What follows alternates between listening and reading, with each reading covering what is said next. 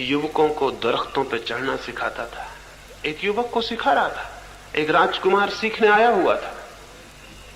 राजकुमार चढ़ गया था ऊपर की चोटी तक, वृक्ष की ऊपर के शाखाओं तक, फिर उतर रहा था। वो बूढ़ा चुपचाप दरख्त के नीचे बैठा हुआ देख रहा था। कोई 10 फीट नीचे से रह गया होगा युवक, तब वो बूढ़ा खड़ा हुआ और चिल्लाया, सावधान बेटे, सावधान होकर उतरना, होश से उतरना। वो युवक बहुत हैरान हुआ। उसने सोचा, या तो ये बूढ़ा पागल है। जब मैं 100 फीट ऊपर था और जहां से गिरता तो जीवन के बचने की संभावना न थी। जब मैं बिल्कुल ऊपर की चोटी पर था तब तो ये कुछ भी नहीं बोला, चुपचाप आंख बंद किए वृक्ष के नीचे बैठा रहा। और अब जबकि मैं नीचे ही पहुंच गया हूं, कोई खतरा नहीं है, तो पागल चिल्ला रहा है, सावधान सावधान। नीचे उतर कर उसने कहा कि मैं हैरान हूं, जब मैं ऊपर था तब तो आपने कुछ भी नहीं कहा, जब डेंजर था, खतरा था, और जब मैं नीचे आ गया जहां कोई खतरा न था। उस बूढ़े ने कहा, मेरे जीवन भर का अनुभव यह है कि जहां कोई खतरा नहीं होता वहीं आदमी सो जाता है, और सोते ही खतरा शुरू हो जाता है। ऊपर कोई खतरा न था, क्योंकि खतरा था और उसकी वजह से तुम जागे हुए थे, सचेत थे, तुम गिर नहीं सकते थे। मैंने आज तक ऊपर की चोटी से किसी को गिरते नहीं देखा। कितने लोगों को मैं सिखा चुका, जब भी कोई गिरता है तो 10-15 फीट नीचे उतर के या चढ़ते में गिरता है, क्योंकि वहां वो निश्चिंत हो जाता है। निश्चिंत होते ही सो जाता है, सोते ही खतरा मौजूद हो जाता है। जहां खतरा मौजूद है वहां खतरा मौजूद नहीं होता, क्योंकि वो सचेत होता है। जहां खतरा नहीं है वहां खतरा मौजूद हो जाता है, क्योंकि वो सो जाता है। मनुष्य सभी पक्षियों से ज्यादा सो गया है, क्योंकि जीवन में उसने सभी पक्षियों पशुओं से ज्यादा सिक्योरिटी सुविधा जुटा ली। कोई पशु पक्षी इतना सोया हुआ नहीं जितना आदमी। देखें किसी कौवे को आपके घर के पास बैठा हुआ है, जरा आप आंख भी हिलाएं और कौवा अपने पर फैला देगा। आंख हिलाएं, आप जरा हाथ हिलाएं और कौवा तैयार है, सचेत है। जानवरों को भागते हुए देखें, दौड़ते हुए देखें, उनको खड़े हुए देखें, वे सचेत हैं। आदमी ने एक तरह की सिक्योरिटी, एक तरह की सुरक्षा अपने चारों तरफ खड़ी कर ली है, और उस सुरक्षा की वजह से वो आराम से सो गया है। और सच्चाई यह है कि सब सिक्योरिटी झूठी, क्योंकि मौत इतनी बड़ी असलियत है कि हमारी सब सुरक्षा झूठी ही सिद्ध होती है। कोई सुरक्षा हमारी सच्ची नहीं है। लेकिन एक फॉल्स, एक मिथ्या ख्याल हमने पैदा कर लिया कि हम सुरक्षित हैं। सुरक्षित कोई भी मनुष्य नहीं है। जीवन असुरक्षा है, इनसिक्योरिटी है। कौन सी चीज सुरक्षित है? आपकी पत्नी सुरक्षित है? क्या आप सोचते हैं कल भी वो आपको प्रेम देगी? आपके बच्चे सुरक्षित हैं कि आप सोचते हैं वो बड़े होने पर आपको आदर देंगे? आपके मित्र सुरक्षित हैं कि वे कल शत्रु नहीं हो जाएंगे? आप खुद किन अर्थों में सुरक्षित हैं? आपकी मौत आपकी सब सुरक्षा को दो कौड़ी का सिद्ध कर देने को है। एक आदमी ने एक महल बनवाया था, उसमें एक ही दरवाजा रखा था कि कोई शत्रु घर के भीतर न घुस सके। दरवाजे पर सख्त पहरा रखा था।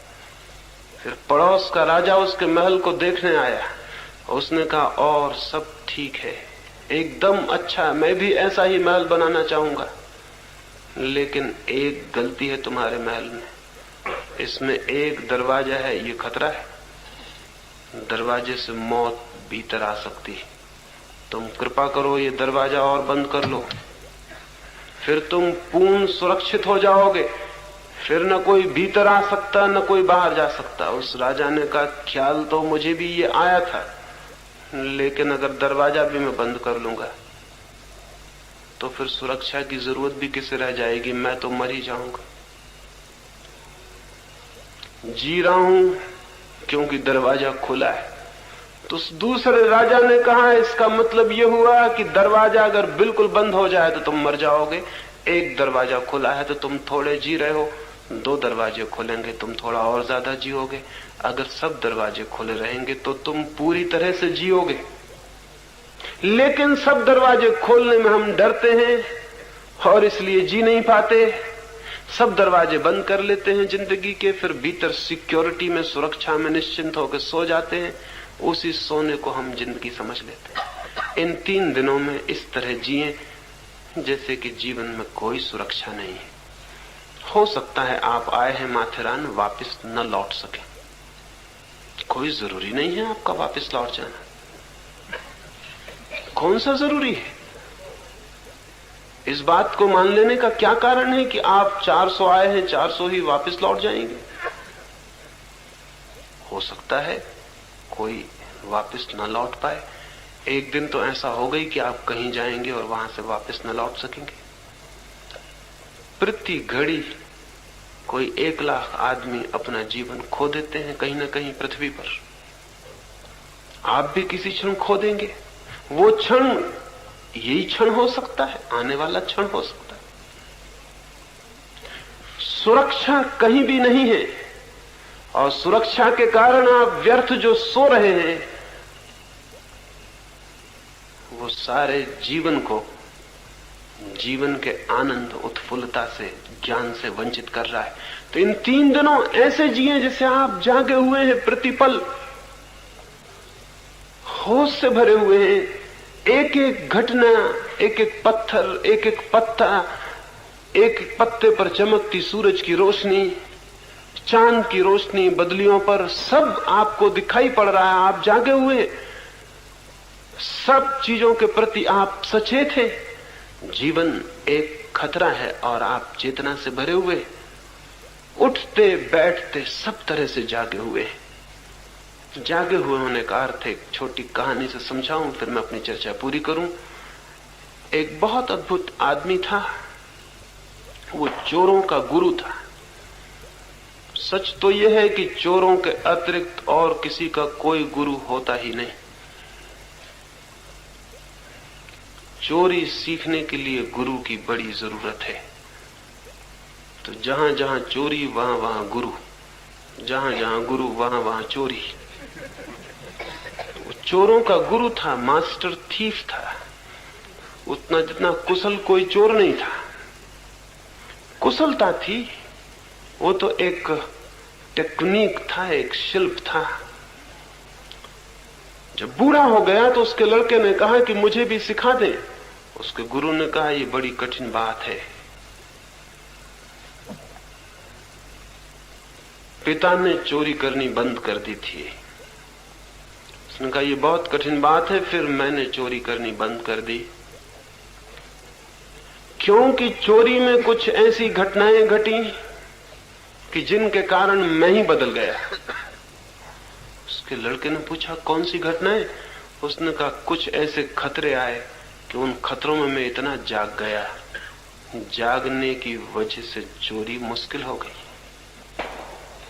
और जागने की वजह से उस संपत्ति का ख्याल आया जो सोने के कारण दिखाई नहीं पड़ती थी।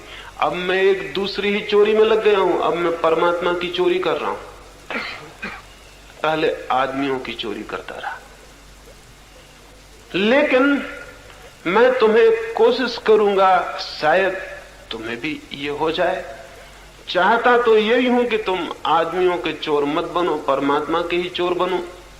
लेकिन शुरुआत आदमियों की चोरी से कर देने में भी कोई हर्जा नहीं है। ऐसे हर आदमी ही आदमी की ही चोरी से शुरुआत करता है। हर आदमी के हाथ दूसरे आदमी की जेब में पड़े होते हैं। जमीन पर 2 ही तरह के चोर हैं, आदमियों से चुराने वाले और परमात्मा से चुरा लेने वाले। परमात्मा से चुरा लेने वाले तो बहुत कम हैं जिनके हाथ परमात्मा की जेब में चले जाएं, लेकिन आदमियों की तो हाथ में सारे लोग एक दूसरे की जेब में डाले ही रहते हैं, और खुद के दोनों हाथ दूसरे की जेब में डाल देते हैं तो दूसरों के उनकी जेब में हाथ डालने की सुविधा हो जाती है। स्वाभाविक, क्योंकि अपनी जेब की रक्षा करें तो दूसरे की जेब से निकाल नहीं सकते। दूसरे की जेब से निकालें तो अपनी जेब असुरक्षित छूट जाती, उसमें से दूसरे निकालते हैं।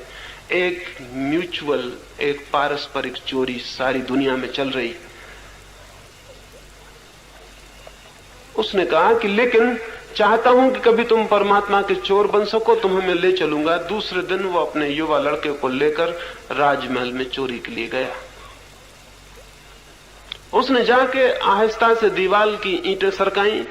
लड़का थर थर कांप रहा है खड़ा हुआ। आधी रात है, राजमहल है, संतरी द्वारों पर खड़े हैं और वो इतनी शांति से ईंटें निकाल के रख रहा है कि जैसे अपना घर हो। लड़का थर थर कांप रहा है, लेकिन बूढ़े बाप के बूढ़े हाथ बड़े कुशल है। उसने आहिस्ता से ईंटें निकाल के रख दी। उसने लड़के से कहा, कपो मत।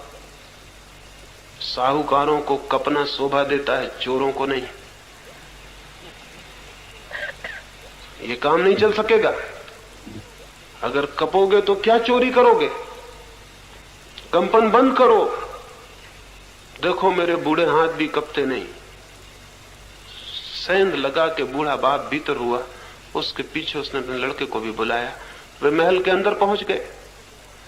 उसने कई ताले खोले और महल के बीच के कक्ष में भी पहुंच गए। कक्ष में एक बहुत बड़ी बहुमूल्य कपड़ों की अलमारी थी। अलमारी को बूढ़े ने खोला। वो लड़के से कहा, भीतर घुस जाओ और जो भी कीमती कपड़े हो बाहर निकाल लो। लड़का भीतर गया। बूढ़े बाप ने दरवाजा बंद करके ताला बंद कर दिया। जोर से सामान पटका और चिल्लाया, चोर, और सैन से निकल के घर के बाहर हो गया। सारा महल जग गया और लड़के के प्राण आप सोच सकते हैं किस स्थिति में नहीं पहुंच गए होंगे। ये कल्पना भी न की थी कि बाप ऐसा दुष्ट हो सकता है, लेकिन सिखाते समय सभी माँ बाप को दुष्ट शायद होना पड़ता है। लेकिन एक बात हो गई, ताला बंद कर गया है बाप, कोई उपाय नहीं छोड़ गया बचने का। चिल्ला गया है, महल के संतरी जाग गए, नौकर चाकर भाग गए हैं, प्रकाश जल गए हैं, लालटेनें घूमने लगी हैं, चोर की खोज हो रही। चोर जरूर मकान के भीतर है, दरवाजे खुले पड़े हैं, दीवार में छेद है। फिर एक नौकरानी मोमबत्ती लिए हुए उस कमरे में भी आ गई है जहां वो बंद है। और वो अगर वे लोग न भी देख पाए तो भी फर्क नहीं पड़ता, क्योंकि वो बंद है और निकल नहीं सकता, दरवाजे पे ताला है बाहर। लेकिन कुछ हुआ। अगर आप उस जगह होते तो क्या होता? आज रात सोते वक्त जरा ख्याल करना कि उस जगह अगर मैं होता, उस लड़के की जगह, तो क्या होता। क्या उस वक्त आप विचार कर सकते थे? विचार करने की कोई गुंजाइश ही नहीं थी। उस वक्त आप क्या सोचते? सोचने का कोई मौका नहीं था। उस वक्त आप क्या करते? कुछ भी करने का उपाय नहीं था। द्वार बंद, बाहर ताला लगा हुआ है, संतरी अंदर घुस आए हैं, नौकर भीतर खड़े हैं, घर भर में खोजबीन की जा रही। आप क्या करते? उस लड़के के पास करने को कुछ भी नहीं था। न करने के कारण वो बिल्कुल शांत हो गया।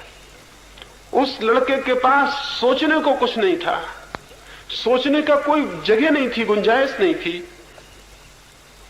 सो जाने का मौका नहीं था, क्योंकि खतरा बहुत बड़ा था, जिंदगी मुश्किल में थी। वो एकदम अलर्ट हो गया। ऐसी अलर्टनेस, ऐसी सचेतता, ऐसी सावधानी उसने जीवन में कभी देखी नहीं थी। ऐसे खतरे को नहीं देखा था। और उस सावधानी में कुछ होना शुरू हुआ, उस सचेतना के कारण कुछ होना शुरू हुआ जो वो नहीं कर रहा था, लेकिन हुआ। उसने कुछ अपने नाखून से दरवाजा खरोचा। नौकरानी पास से निकलती थी। उसने सोचा शायद चूहा या कोई बिल्ली कपड़ों की अलमारी में अंदर है। उसने ताला खोला, मोमबत्ती लेके भीतर झांका। उस युवक ने मोमबत्ती बुझा दी। बुझाई ये कहना केवल भाषा की बात है। मोमबत्ती बुझा दी गई, क्योंकि युवक ने सोचा नहीं था कि मैं मोमबत्ती बुझा दूं। मोमबत्ती दिखाई पड़ी, युवक शांत खड़ा था, सचेत। मोमबत्ती बुझा दी, नौकरानी को धक्का दिया, अंधेरा था, भागा। नौकर उसके पीछे भागे, दीवार से बाहर निकला, जितनी ताकत से भाग सकता था भाग रहा था। कहना गलत है, क्योंकि भागने का कोई उपक्रम, कोई चेष्टा, कोई एफर्ट वो नहीं कर रहा था। बस पा रहा था कि मैं भाग रहा हूं।